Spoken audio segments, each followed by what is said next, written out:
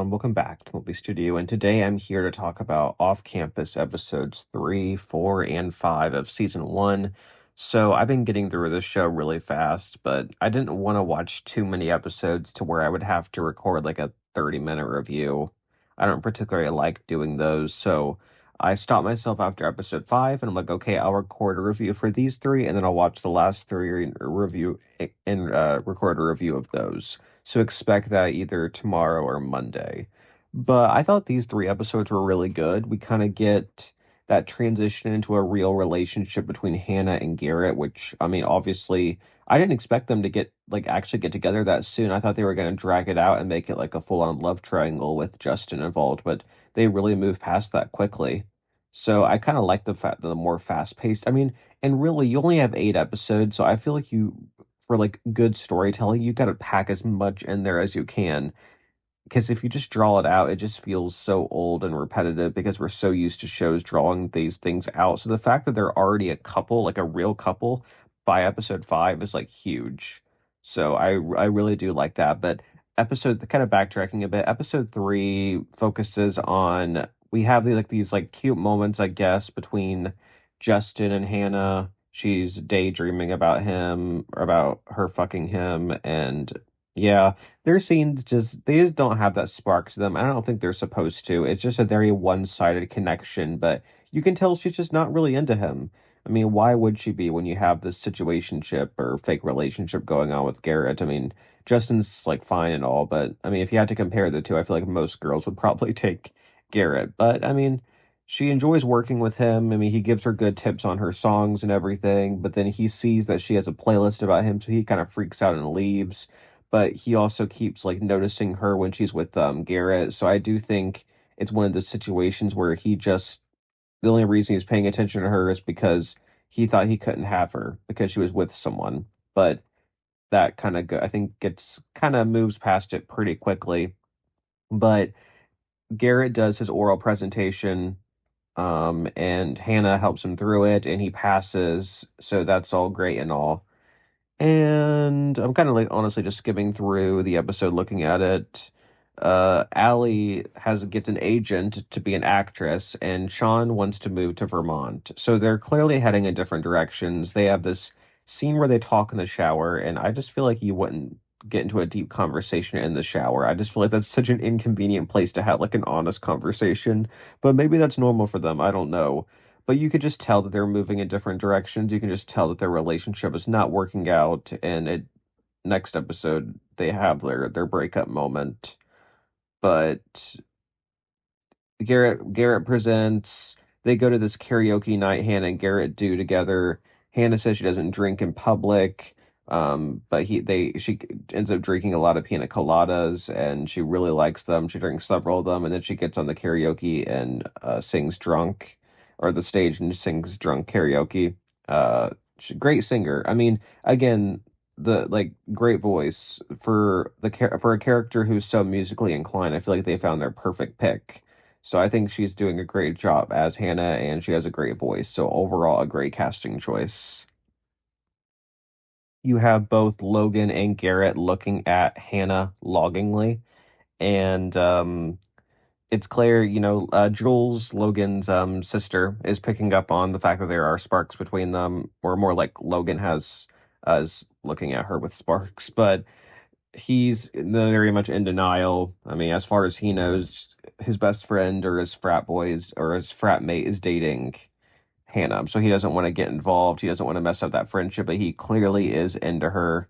And Allie and Dean have a cute moment at karaoke. He's clearly into her. She's into him. So there's that kind of relationship that's simmering. And there's a big development with that at the end of episode 5. But yeah, after karaoke, he takes her back to his place, and he doesn't do anything with her, though. He doesn't take advantage of her. She wants to do stuff with him, but he doesn't allow it. But they do sleep in bed side by side. And the next morning, she wakes up and says, I want you to give me an orgasm. So that's kind of our end of episode 3. And one thing I like about these is that they just move right into the next episode, I think, pretty well. There's episode 2 into 3, I guess, picked up at a different place, but 3 into 4 and then 4 into 5, they just picked up right where it left off. and it just feels like way like a better transition between episodes, and I do appreciate that. But yeah, episode three was good. Again, we got a lot of great moments between Hannah and Garrett, um, and furthering that relationship. You have Garrett obviously wanting more, but then there's still this, he feels jealous of Hannah and Justin's relationship. There's a lot of guys to keep track of there when it comes to Hannah. There's Justin, there's Garrett, and now there's maybe Logan, but I don't think that's really a two-sided thing from what I've seen so far. But episode four, he agrees to give her the orgasm, but before they have sex, I guess I'll talk about that in a minute because Garrett goes to Dean to ask for advice, and it's just a funny, like, it's like pretty accurate for how guys actually talk. Um, but I thought that was pretty funny. He says, "Do all the things, brother." But yeah, that was nice. And Sean and Allie, they break up. I mean, not surprising there. We knew that was going to happen. I feel like we all want Dean and Allie. That's kind of the relationship that we want. So we obviously are rooting against Sean and Allie. And he tries to pin all of their relationship problems onto her, which is never a smart move. And he just thinks you're going to come crawling back to me like it's happened every single time before. And she says this is the last time. And it looks like at the end she is calling him again. But it looks like next episode she's moving on to something else, which I think is will be good for her. But Hannah and Justin, there's still like some flirtation there. Garrett's not too pleased with it, but then he agrees to give her the orgasm, but they don't have sex because she reveals early on that she got raped. We get that. We kind of figured it was something to do with that guy that she saw in episode one, but that truth came out, and she's never told anyone, not even Allie. So that's a big thing for her just to reveal to him. And he doesn't really pry into it either. He just is quiet, but he does try to say he's sorry, but she doesn't want that from him. She doesn't want him to feel sorry for her. She doesn't want that pity because she's moved on from it, and she thinks that if she receives that pity, it'll just kind of reopen that wound all over again. She wants to move on from it as fast as she can, but they don't. Yeah, and then they just pretty much just masturbate in front of each other, and that's kind of their way of trusting each other, which I mean, I honestly really like that they went that route rather than just them having pure sex. I mean, it doesn't take long for them to have that, but for this particular moment and given where she was at mentally, I thought that was like a right choice from Garrett, and yeah, very man goals from him right there. So Logan, still crushing on Hannah. Jules can notice. That's kind of gonna be an ongoing thing. They go to this Shakespeare night. Hannah and Justin are together. Garrett's jealous. They end up having to fill in. Justin and Kendall kind of get their closure between them.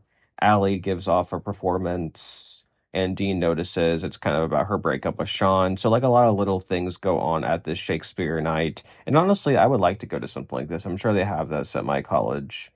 But Hannah and Garrett, they pretty much say that their relationship, I mean, it's not really necessary anymore because now she's getting with Justin because they're really close, getting really close now. But Garrett's obviously upset about that. He's jealous. He's pining for her. I'm kind of brushing through. There's a lot of stuff that happens here. Once I get to the end, I'll kind of like share my overall thoughts about some of these things. It's just kind of the way I review is honestly just skimming through the episode. I probably should just take proper notes, but I don't know. I think I'm just so used to just doing it this way. But by the end, Hannah's clearly just not feeling it with Justin because earlier on in the episode, they talked about a song that meant something to Garrett, and he revealed how it made him feel.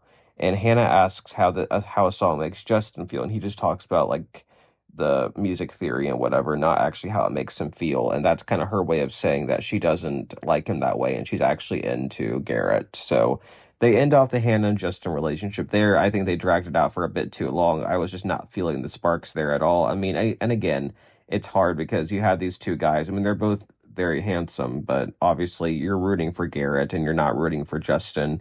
It's not one of those team so and so. I mean, this episode made it very clear that it's not a love triangle. She's into Garrett. They're not dragging this out. So I really like that they capped it off there. And then, of course, our ending is Garrett practicing at the rink, and Hannah gets on the PA and sings to him. and we get our little cliffhanger, and then episode 5 immediately picks up where they left off, and they officially get together for realsies, and they fuck, and yeah, they're officially together, so they're wasting no time there. They're officially a couple. So, I mean, episode 5, that's pretty big, especially for these shows that usually drag these things out until the end of the season. I like that they didn't do that here. I like that they just went ahead and got into it. But Thanksgiving's coming up, and we get to see Hannah's mom via video chat. I wonder if we'll get to see her parents in real time. I hope so, because they focused a lot on Garrett's family in this episode, so I would like to see that with Hannah. But Garrett's dad invites him to Thanksgiving dinner with him and his new fiancee, Cindy. And Garrett agrees to go. Hannah agrees to go with him, so they plan to do that together. And we also have this thing with Logan and Jules, where I guess their mom is in rehab, and Jules wants to go visit her for the holiday, and Logan says he doesn't want to do that. He thinks that she just kind of did everything that she did to put herself in rehab is her fault, but Jules says that she's trying. So I like that they're giving. I know that I guess there's like a book all about Logan and his love interest, but I like that they're giving Logan and Jules their own plot line. It doesn't, I mean, it's not as expanded upon as like obviously the main plot lines, but it's like a nice little tidbit that gives their characters a bit more development. But Tucker is playing this whole Friendsgiving thing. His he's a chef, and I know that I saw some people online saying how hot that is, a man in the kitchen. So he didn't get any action though from that, unfortunately. But I know that he also has his own book too. So I'm pretty sure that the books, I think there's 5 books, and I know that the first one's about Hannah and Garrett. There's one about Dean and Allie. There's one about Logan and his future love interest, and there's one about Tucker and his love interest. And I don't know what the last one is, but I'll figure it out. I'll look at it soon. In fact, I'm gonna look it up real quick. Okay, so the last one is novellas about the characters after graduation, a collection. Okay, so it's not like a brand new. So we already kind of know at least one person of each party for each of the rest of the books. So okay, that makes a lot of sense. But so they get there to Thanksgiving, and Garrett's obviously a little uncomfortable, but it really seems like his dad is trying at first. Garrett's feeling a little more comfortable around him. So that obviously kind of gets your hopes up that they're going to be able to like patch their relationship up.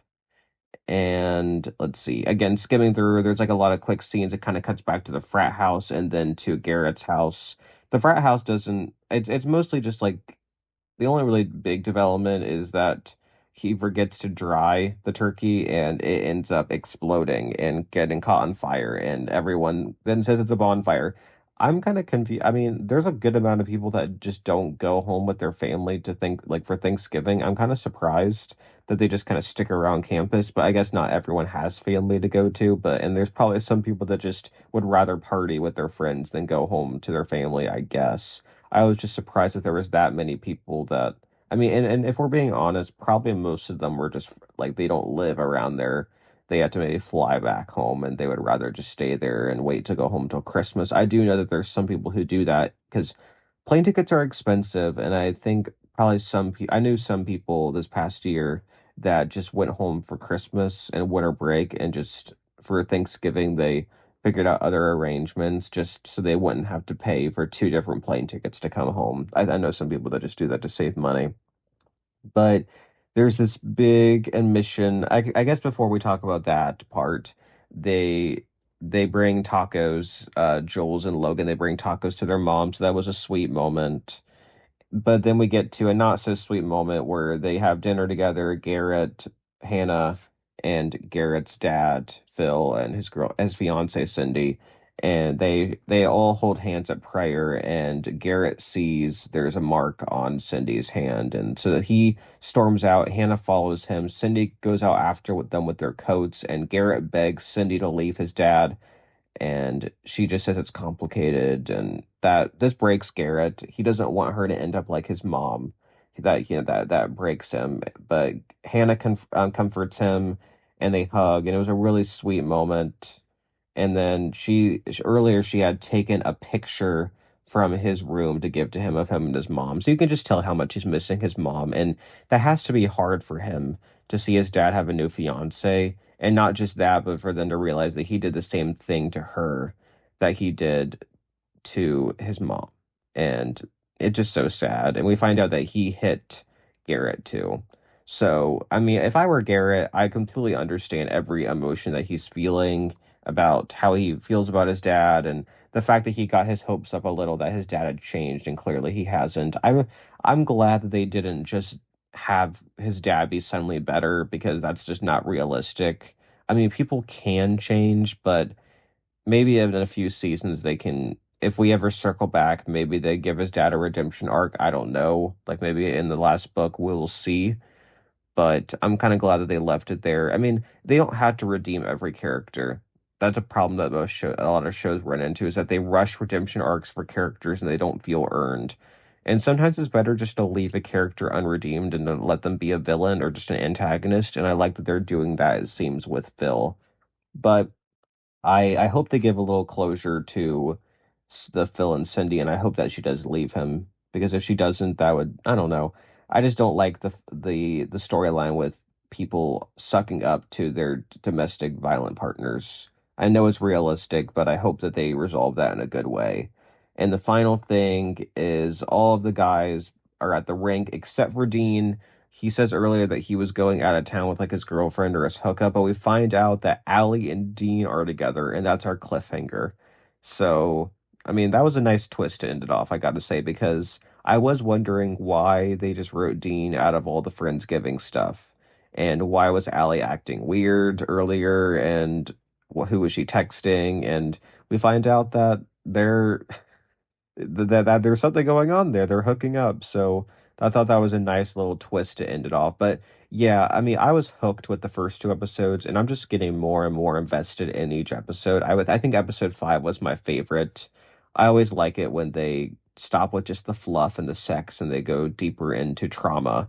And episode 4 did that with Hannah revealing her rape trauma. And then episode 5 really went into the trauma that Garrett's experienced with his dad and how much he misses his mom. So I like all of that, and I like the little stuff with Jules and Logan that they've given them. Logan kind of having a bit of a crush on Hannah, and I like that they wrapped up the Justin thing. I'm curious if they're going to give Justin more to do, or if his plot line is kind of wrapped up. But I guess I'll find out because again, I'm gonna watch The Pit with my brother, and then I'm gonna watch a couple more episodes. I'll probably finish it tomorrow. Again, I'll probably release my review of the final 3 episodes probably either tomorrow night or Monday night. So stay tuned for that. But let me know down below, what do you guys think of these 3 episodes? Please don't spoil anything else for me down below. I mean, I will probably have watched it in the next 24 hours, but in case you happen to respond before then, please don't spoil anything for me. But let me know what you think down below, and I'll talk to you guys soon. Bye, everyone.